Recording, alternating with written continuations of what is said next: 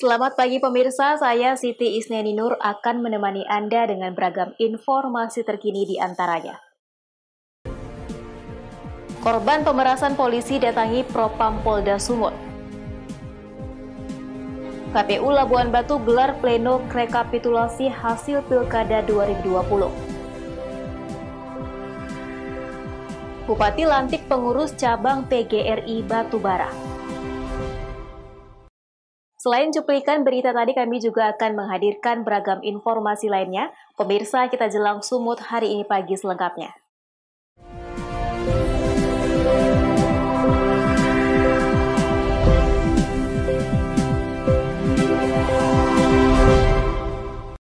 Informasi pertama pemirsa, korban dugaan pemerasan uang senilai 200 juta rupiah dan perampasan mobil miliknya dengan tuduhan bodong oleh personel Polsek Helvetia mendatangi bidang profesi dan pengamanan Polda Sumut. Kehadirannya untuk mempertanyakan perkembangan kasus tersebut setelah Mabes Polri melimpahkannya ke Bid Propam Polda Sumut.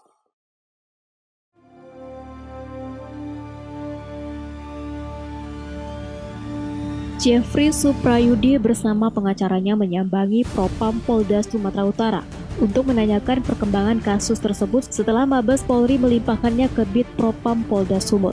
Selain itu, korban juga meminta kepada Kapolda Sumut agar kasusnya diproses sesuai fakta. Kuasa hukum korban juga melakukan penekanan bahwa apa yang dituduhkan kepada kliennya tidak benar. Kendaraan berupa mobil yang dituduh bodong tersebut sudah disangkal karena korban memiliki surat-surat lengkap. Roni mengatakan kasus itu sendiri telah dilaporkan ke Divisi Profesi dan Pengembangan Mabes Polri terkait dugaan tindak pidana perampasan dan pungutan liar. Roni menegaskan penangkapan terhadap kliennya diduga cacat hukum, sebab saat penangkapan pihak kepolisian tidak menunjukkan sama sekali sepucuk surat, baik surat perintah penangkapan maupun penggeledahan dan lainnya.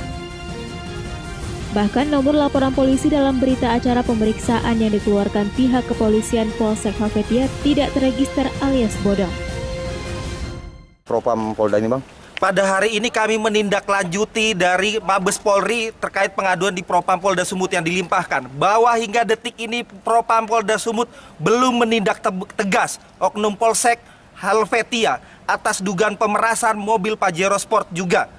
Dalam hal ini kami menunjukkan yang dituduhkan kepada klien kami mobil bodong. Ini yang ditunjukkan mobil bodong. Kepada oknum Polsek Helvetia, apakah pernah melihat namanya BPKB asli atau tidak? Apakah ini yang dikatakan mobil bodong? Satu langkah pun kami tidak akan mundur. Jika memang BPKB ini adalah tidak asli, kuping saya ini taruhannya. Satu langkah pun kami tidak akan mundur. Kepada oknum Polsek Medan Helvetia, kami akan gugat semua oknum yang terlibat dan Kapolda Sumatera Utara harus bertanggung jawab atas dugaan pemerasan yang melawan hukum kepada klien kami. Oknum Polsek Medan Helvetia, kami tunggu keilmuan terkait fakta hukum yang Anda ketahui di pengadilan. Terima kasih. Sementara itu, Kapolda Sumut Irjen Pol Martuani Sormin mengatakan, kasus dugaan pemerasan uang 200 juta rupiah dan perampasan mobil Pajero milik korban yang diduga dilakukan oleh personel Polsek Helvetia sudah ditangani Bid Propam Polda Sumut. Ini ada terkait dengan Polsek Helvetia, Jenderal, yang dilaporkan diajukan ke di Propam Mabes Polri. Seperti apa, Jenderal? Itu sudah ditangani oleh Propam Polda Sumatera Utara yang Polsek kan? Ya. Sudah ditangani. Diketahui dalam kasus dugaan pemerasan ini, Propam Polda Sumut sudah melakukan pemeriksaan terhadap 3 oknum Polsek Helvetia. Mereka adalah Ibda M. Theodwi Hutamalaja, Ibda Rudianto Manurung, dan KH Sembiring sebagai penyidik. Kejadian berawal saat korban sedang makan siang di salah satu rumah makan di Medan pada 11 September lalu. Ia dihampiri oleh beberapa oknum polisi dari Polsek Helvetia. Korban juga membawa narkotika jenis sabu, padahal menurutnya dia bukan pemakai narkoba. Di lokasi Megapark, dirinya diperiksa oleh aparat kepolisian dari Polsek Helvetia dan diminta duit sebesar 400 juta rupiah untuk pembebasan korban. Namun hanya 200 juta yang diberikan melalui orang ketiga untuk diberikan kepada Wakapolsek Helvetia. Setelah dana tersebut diterima, korban dibebaskan, namun mobil Pajero milik korban hingga kini tidak kembali dan dianggap mobil bodong. Daniel Teguali melaporkan untuk Evarina TV. Sementara itu, pemirsa, Satuan Reserse Narkoba Polrestabes Medan berhasil mengungkap peredaran narkotika jenis sabu sebanyak 200 kg selama setahun dari bulan Januari hingga Desember 2020. Keberhasilan ini juga turut mengamankan puluhan tersangka, di antaranya bandar dan kurir.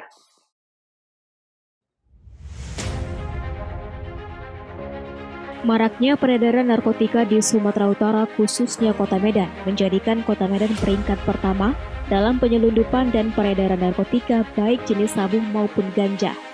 Kapolda Sumatera Utara Irjen Pol Martuani Sormin mengapresiasi personel Satres Narkoba Polrestabes Medan karena berprestasi mengungkap jaringan narkotika dalam kota, provinsi, ataupun internasional.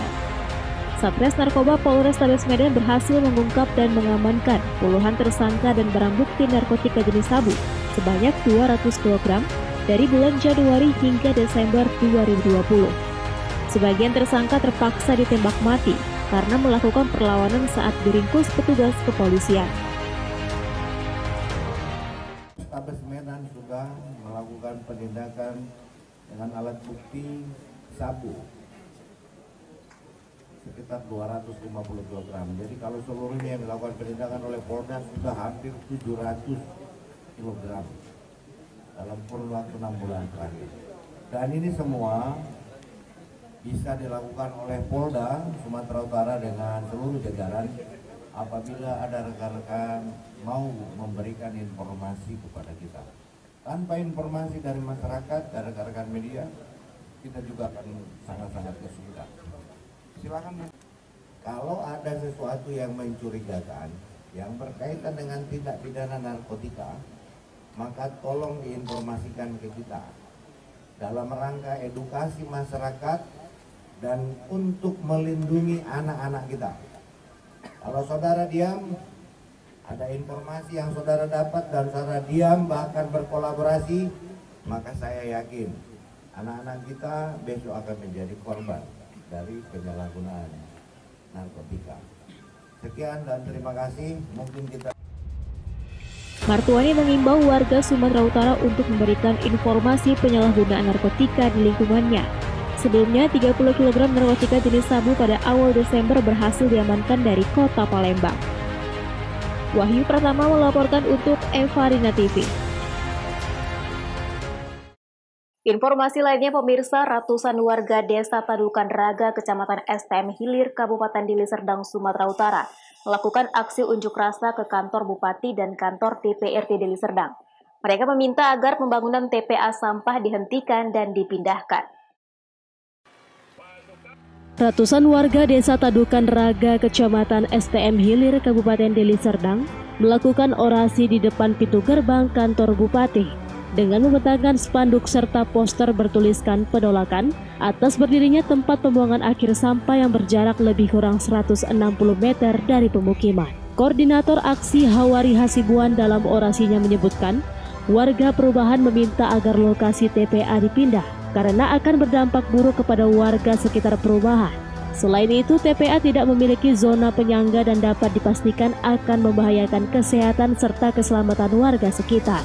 Setelah sekitar 30 menit melakukan aksi, 10 orang perwakilan warga diterima staf ahli Bupati bidang SDM dan kemasyarakatan, namun warga meminta agar dapat langsung bertemu dengan Bupati Deli Serdang karena permintaan warga tidak dipenuhi. Kami hari ini dengan seluruh warga Desa Tadukan Raga untuk menyampaikan aspirasi kami bahwa kami menolak pembangunan TPA yang dilakukan atau dibangun di samping rumah perumahan kami yang hanya berjarak 160 meter dari pemukiman, yang setahu kami itu melanggar peraturan. Ya, ada peraturan Menteri PUPR nomor 3 yang menyatakan bahwa itu harusnya minimal jaraknya 1 km. Ada standar nasional Indonesia SNI yang itu disusun sendiri oleh Menteri atau Kementerian PUPR, ya, terkait dengan aturan-aturan dalam membuat atau membangun proyek TPA. Itu juga dinyatakan jaraknya minimal 1 km dari pemukiman. Tidak puas karena tidak dapat bertemu langsung dengan Bupati, ratusan warga melanjutkan aksinya ke kantor DPRD Deli Serdang. Warga meminta DPRD untuk memanggil Bupati Deli Serdang agar membatalkan pembangunan TPA yang sudah meresahkan warga tersebut.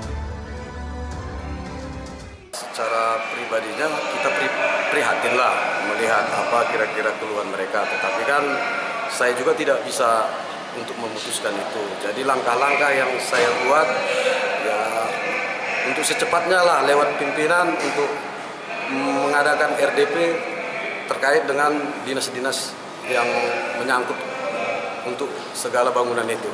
Setelah mendapat penjelasan dari Ketua Komisi 3 DPRD Deli Serdang, warga kemudian membubarkan diri. Abdul Malik melaporkan untuk Eva Rina TV. Sumut hari ini masih akan kembali sesaat lagi, tetaplah bersama kami.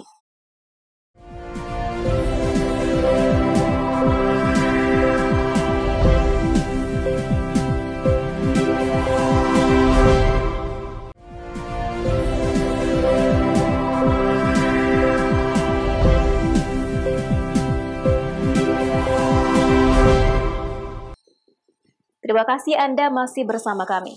Pemirsa, KPU Labuhan Batu menggelar rapat pleno rekapitulasi perhitungan suara pada Pilkada Serentak 2020, menetapkan hasil perolehan suara terbanyak dari kelima pasangan calon bupati dan wakil bupati pada 9 Desember kemarin.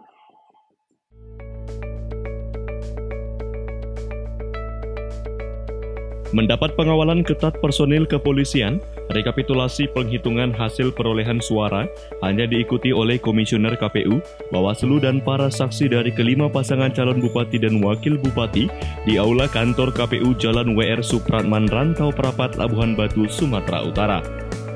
Wahyudi selaku Ketua KPU Labuhan Batu menyebutkan, pihaknya baru dapat menggelar pleno rekapitulasi hasil penghitungan suara ini dan baru selesai 1 dari 9 kecamatan yang ada. Pada penghitungan di Kecamatan Bilah Barat, terdapat sanggahan dari saksi dari salah satu paslon yang meminta data pemilih tambahan yang menggunakan EKTP atau pemilih tambahan dapat diperlihatkan, namun sesuai surat KPU RI dan peraturan pemerintah, data tersebut masuk ke dalam data yang tidak dapat dipublikasikan karena tercantum nomor induk kependudukan, sekalipun Bawaslu yang selaku pengawas tahapan pilkada memintanya. KPU Labuhan Batu baru dapat melaksanakan rekapitulasi hasil perolehan suara pada Pilkada Labuhan Batu tahun 2020 ini tanggal 16 hari ini ya, yang kita targetkan insya Allah hari ini selesai, namun lihat dinamika nanti yang berkembang di dalam nanti ya rapat pleno terbuka ini.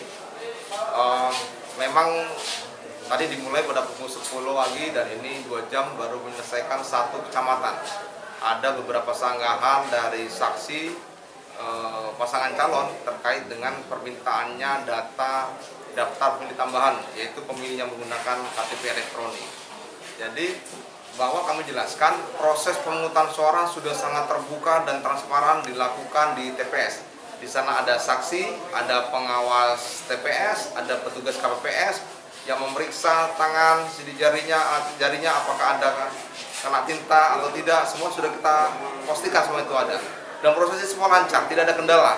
9 Desember pada pukul 13.00 sampai dengan penghitungan suara pukul 17.00 semuanya normatif berjalan, tidak ada kendala.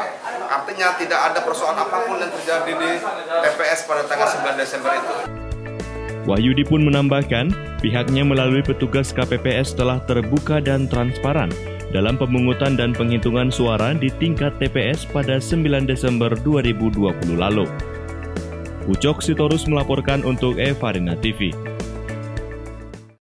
Selain itu, calon wakil Bupati Simalungun Rospita Sitorus melapor ke Polres Simalungun terkait kasus pencemaran nama baik terhadap dirinya di media sosial. Rospita Sitorus yang merupakan calon wakil Bupati Simalungun didampingi kuasa hukumnya mendatangi Polres Simalungun. Kedatangan Rospita Sitorus tersebut guna melaporkan seseorang berinisial DM atas pencemaran nama baik terhadap dirinya di media sosial. Adapun perkataan terduga yang dilontarkan kepada Rospita Sitorus dianggap merupakan perbuatan tidak menyenangkan dan menyinggung Rospita Sitorus. Seperti diketahui, kejadian ini terjadi pada Minggu 13 Desember 2020 pukul 9 waktu Indonesia Barat, di mana terduga mengomentari pribadi Rospita Sitorus dengan kata kasar. Kuasa hukum Rospita Sitorus, Rani Stefani Girsang, mengatakan, dengan laporan ini diharapkan pihak Polres agar segera melakukan proses terhadap terlapor. Seperti yang diatur di dalam Undang-Undang Pasal 27 Ayat 3 Undang-Undang ITE ini, diatur dalam Pasal 45 Ayat 3 Undang-Undang 19/2016 yang menyatakan setiap orang yang dengan sengaja dan tanpa hak mendistribusikan dan atau mentransmisikan dan atau membuat dapat diaksesnya informasi elektronik dan atau dokumen elektronik yang memiliki muatan penghinaan dan atau pencemaran nama baik sebagaimana dimaksud dalam Pasal 27 Ayat 3 dipidana dengan pidana penjara paling lama 4 tahun penjara dan atau denda paling banyak Rp750 juta. Kedatangan kita hari ini untuk membuat laporan atas pencemaran nama baik yang dilakukan itu di media sosial. Gitu. Yang dicemarkan itu siapa? Yang dicemarkan nama Ibu Rospita Sitorus. Yang mencemarkannya kita kasih inisialnya aja ya, di apa? DM lah, inisialnya DM. Itu kejadiannya kapan itu? Kejadiannya hari Minggu sekitar tanggal 13 Desember 2020. Itu sekitar pukul 9 WIB. Itu penghinaan yang diucapkan apa aja itu? Komentarnya komentar tentang bahwa itu Ibu Rospita Sitorus merasa keberatan karena dirinya dikatakan iblis di dalam itu. Jadi dia merasa tersinggung gitu. Dia merasa ada penghinaan yang dilakukan di media sosial gitu. Jadi dari pihak kepolisian terkait dengan aduan ini gimana menurut mereka? Nanti ditunggu aja prosesnya dari kepolisian, apakah ini bisa duduk, perkaranya bisa duduk. Nanti dikonfirmasi ke kita penasihat hukum. Itu aja. Harapannya dari selaku pengacara dari Rospita sendiri, Kak, kepada pihak kepolisian apa? Harapannya semoga perkara ini bisa duduk, bisa langsung clear dia, benar-benar hukum itu benar-benar ditegakkan untuk si korban gitu. Pentanio Sembiring melaporkan untuk Eva Rina TV. Pemirsa, calon Bupati Simalungun nomor urut 2 Muhajidin Nur Hasim melaporkan salah satu organisasi kemasyarakatan ke Bawaslu Kabupaten Simalungun. Dalam laporannya, ormas tersebut telah melakukan intimidasi terhadap tim pemenangannya, termasuk para saksi yang bertugas di tempat pemungutan suara. Datang ke Bawaslu Simalungun dengan membawa atau melampirkan bukti kuat berupa file video dan juga para saksi. Calon Bupati Simalungun nomor urut 2, Muhajidin Nur Hasim melaporkan salah satu organisasi kemasyarakatan yang dinilai merugikan tim pemenangannya pada Pilkada Simalungun 2020 kemarin. Dalam laporannya, Hasim menyebutkan ormas tersebut telah melakukan intimidasi terhadap tim pemenangannya, termasuk para saksi yang bertugas di tempat pemungutan suara. Menurutnya ada sekitar 1.200 orang saksi tim pemenangannya tidak berani datang ke TPS karena mendapat ancaman dari ormas tersebut. Hasim meminta Bawaslu menindak tegas ormas yang melakukan intimidasi dan ancaman kepada tim supervisi Hasim Tumpak Siregar di berbagai kecamatan yang ada di Simalungun. Ia juga meminta agar Bawaslu dapat memberikan keputusan seadil-adilnya, yaitu pengulangan pilkada sebagaimana harapan besar dari masyarakat.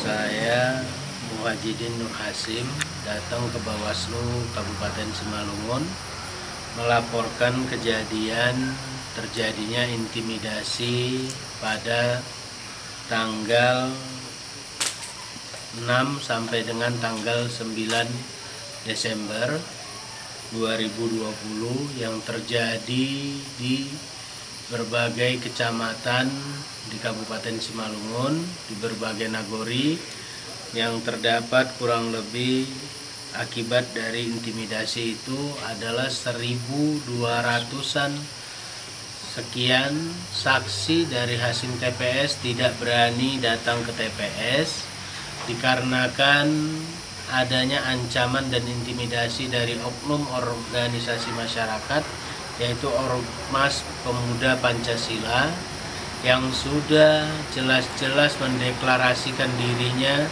menjadi pendukung dan pengusung dan tim pemenangan dari paslon peserta pilkada di Kabupaten Simalungun nomor urut 1 RHSJW. Maka dengan ini kami berharap pada pengawas pemilu dapat memutuskan keputusan seadil-adilnya, yaitu mengulang pilkada ulang sesuai harapan masyarakat Kabupaten Simalungun. Pilkada itu harus terjadi dengan jujur, adil, dan transparan. Untuk itu saya berharap sekali lagi kepada Badan Pengawas Pemilu khususnya di Kabupaten Simalungun dapat menindak tegas oknum-oknum dan ormas-ormas yang berperilaku sangat-sangat tidak mencerminkan tingkah laku yang tidak baik. Itu yang saya harapkan, dan semua data laporan kami terlampir. Akibat dari intimidasi yang dilakukan ini, alhasil kami tidak dapat mendistribusikan dana taliasi untuk saksi atau dana operasional untuk saksi-saksi dari Hasim TPS yang hampir semua kecamatan yang ada di Kabupaten Simalungun. Desi Simarmata melaporkan untuk Eva Rina TV. Sumut hari ini masih akan kembali sesaat lagi. Tetaplah bersama kami.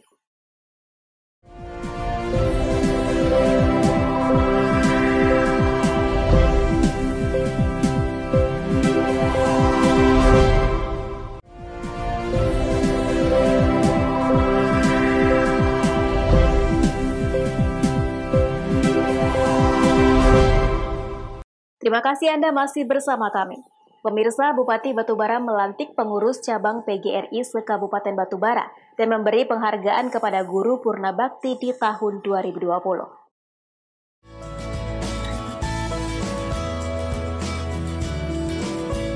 Pelantikan pengurus cabang Persatuan Guru Republik Indonesia se-Kabupaten Batubara ini dihadiri Bupati Batubara Zahir, Ketua DPRD, Kepala Dinas Pendidikan, Ilyas Sitorus yang juga Ketua PGRI Batubara. Pelantikan ditandai dengan pemberian bendera petaka PGRI, sekaligus memperingati Hari Guru dan juga Hari PGRI ke-75 tahun. Dengan dilantik kepengurusan PGRI diharapkan dapat menumbuhkan semangat patriot para guru dalam pendidikan, serta meningkatkan politik pendidikan yang baik di tengah pandemi COVID-19. Selain itu, Bupati juga memberikan penghargaan berupa piagam kepada para guru Purna Bakti di tahun 2020 sebanyak 160 orang. Piagam tersebut merupakan bentuk terima kasih serta penghargaan jasa para guru Purna Bakti yang telah mengabdikan dirinya memberikan pendidikan terhadap para pelajar, sehingga terciptanya generasi bangsa yang cerdas dan berpotensi. Hari ini kita memberikan ucapan terima kasih kepada guru-guru yang telah purna bakti di tahun 2020 yang jumlahnya lebih kurang 167 orang. Jadi Bupati memberikan piagam penghargaan atas jasa-jasa yang beliau selama menjadi tenaga kependidikan di Batubara. Dan hari ini juga sekaligus melakukan pelantikan pengurus cabang PGRI se-Kabupaten Batubara. Di tengah-tengah di saat hari ulang tahun PGRI yang ke-75, menumbuhkan semangat patriot dalam pendidikan, meningkatkan politik pendidikan yang baik di tengah-tengah pandemik COVID-19 yang sedang melanda negara kita. Taufik melaporkan untuk Eva Rina TV.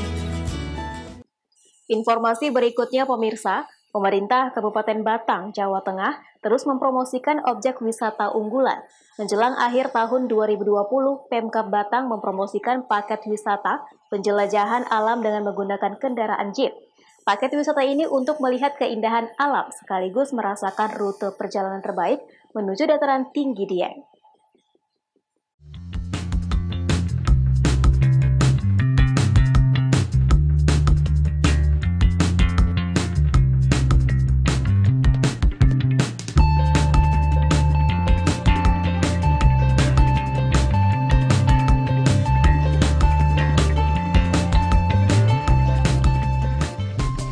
Kabupaten Batang di Jawa Tengah memiliki dataran tinggi Dieng yang berbatasan langsung dengan Kabupaten Wonosobo dan Banjarnegara.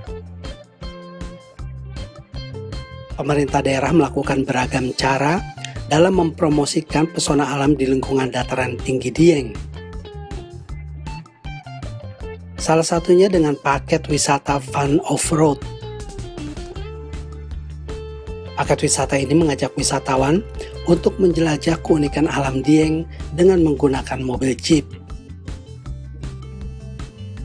Wisata ini memiliki rute perjalanan menyusuri lokasi objek wisata. Dari atas laju kendaraan, wisatawan mengenali objek wisata Pagilaran dan Kembang Langit, serta menikmati jalan Si Gemplong yang berliku-liku. Keasikan Fun Off-Road bertambah ketika barisan kendaraan 4-wheel drive melintasi hutan pinus di Kecamatan Bawang. Tol Hayangan ya. Ini rutenya adalah dari Bawang, Kecamatan Bawang di Kabupaten Batang sampai ke Dieng, bekerja sama dengan Kalingga Adventure sebagai penyedia sarana transportasi berupa jeep off-road. Bagaimana upaya ke depan untuk perkembangan wisata daerah sini, Pak? Ya, ke depan kita bertahap, kita tata beberapa sarana dan prasarana yang kurang, dan mudah-mudahan ini menjadi wisata baru unggulan di Kabupaten Batang. Paket wisata jelajah alam menggunakan mobil jeep off-road ini melibatkan komunitas Kalingga Adventure. Kami dari komunitas Jeep Kalingga Adventure adalah Jeep pariwisata yang berkedudukan di Bawang. Jadi Jeep ini adalah komunitas untuk melayani wisata dari Bawang sampai dengan Dieng dengan pemandangan yang luar biasa selama perjalanan. Terus sewanya sampai berapa ini, Mas, kalau per keluarga? Ya, jadi untuk sewa kita ada beberapa paket pilihan dari sewa Bawang Dieng, kita ada di 750.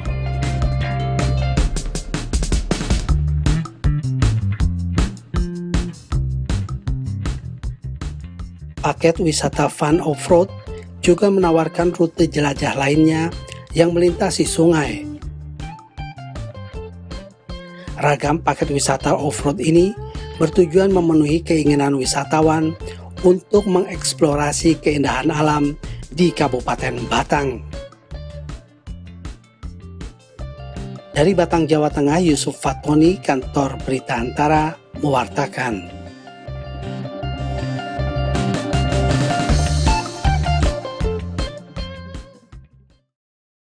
Pemirsa, demikianlah rangkaian informasi dalam Sumut hari ini pagi. Saya Siti Isnaini Nur mewakili kerabat kerja yang bertugas pamit undur diri. Terima kasih dan sampai jumpa.